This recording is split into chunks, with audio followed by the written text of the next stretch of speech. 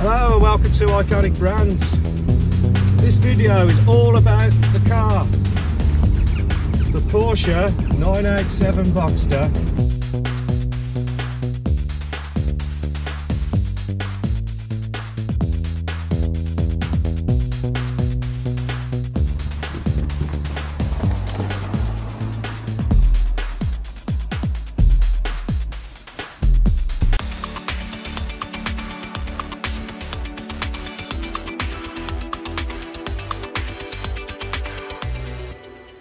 When you first get a car, one of the first things you come into contact with is the key.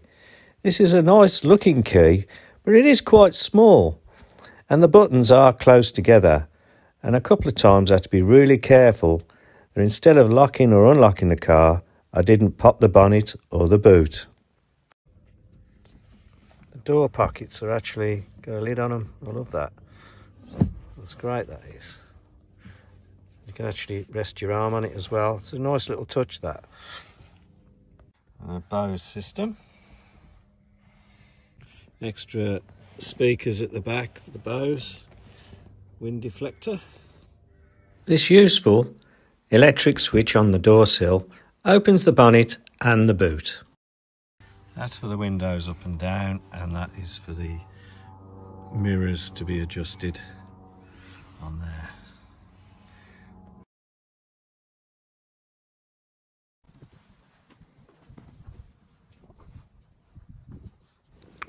Surprisingly, it's quite a nice size boot on the back. Plenty enough for a small case or even a medium one. Yes, there is a surprising amount of room in these small cars.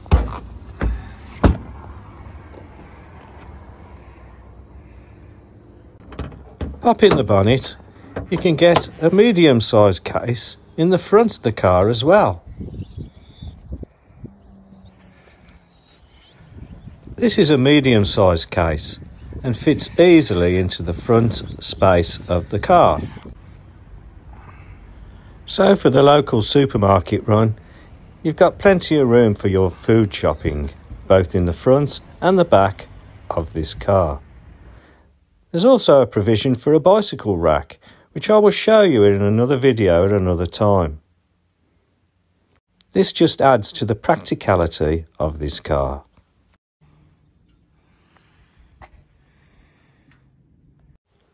This dial in the centre of the dash is part of a sports chromo pack, and it's for timing laps and runs that you may be doing. The centre console has some useful space, including USB power point.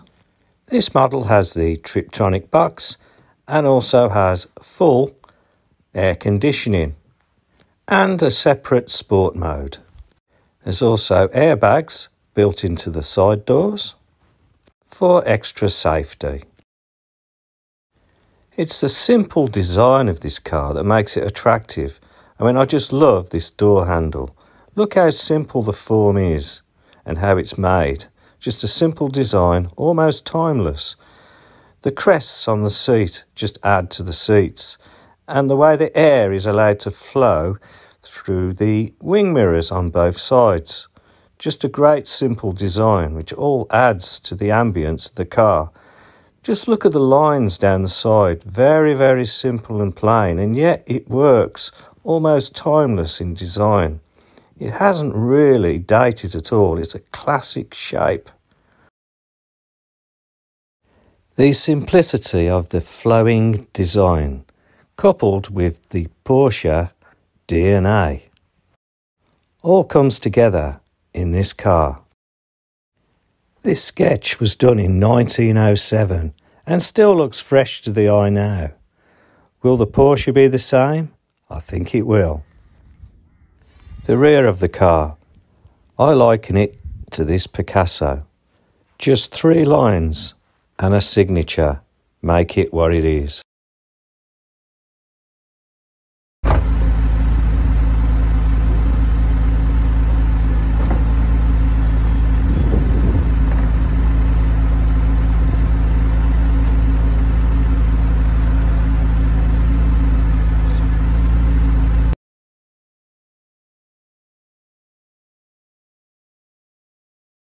don't want to stick to the narrative of these great handling cars and everything else where everybody else says on these videos, because they actually are.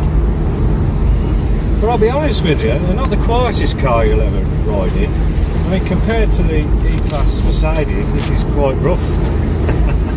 You know, it's each their own. I mean, so they are a great little car, but I've got to be brutally honest, I don't really want to go too far in one of these. They're a great second car maybe, or just for short journeys. Definitely not a Grand Tourer. Not by modern standards anyway. And don't forget, modern cars have caught up with the likes of these, you know. Things move on all the time, you know, over the last 10 years or more since this was built. Modern cars have actually caught up with this.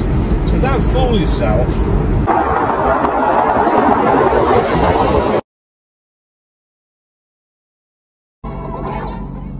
As you see at the back, visibility is not that great at the back, and I'm really glad that I've got parking sensors. I mean, visibility at the back isn't that great, so that's one thing to be careful of in these cars. You can't see back very well, so reversing is a problem with this car. Be really careful. I'm glad I've got parking sensors on this car. I think it looks a small car, but it's actually, for a two-seater, it's quite big, because you've got the length of the bonnet, then you've got the engine behind you, and then you've got another boot on the back of that. Something else that I've noticed with this car is that the accelerator and brake on the automatic is quite close together, and occasionally I've pressed both at the same time.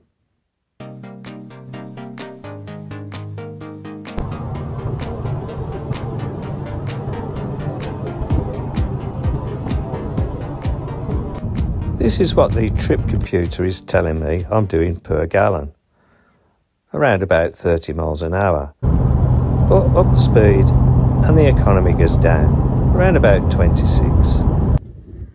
Owning a car like this is about fun, not just practicality. And here I am with my grandson Luke, and just look at the face, and just look at the smile on both our faces driving this car. And this is what makes it all worthwhile, having a car like this one, the fun factor. It's awesome, isn't it? Yeah. This has only been the first 2 months of ownership, and hopefully I'll keep you updated in the future. For now, I'm just going to leave you with me and my grandson Luke. Thanks for watching.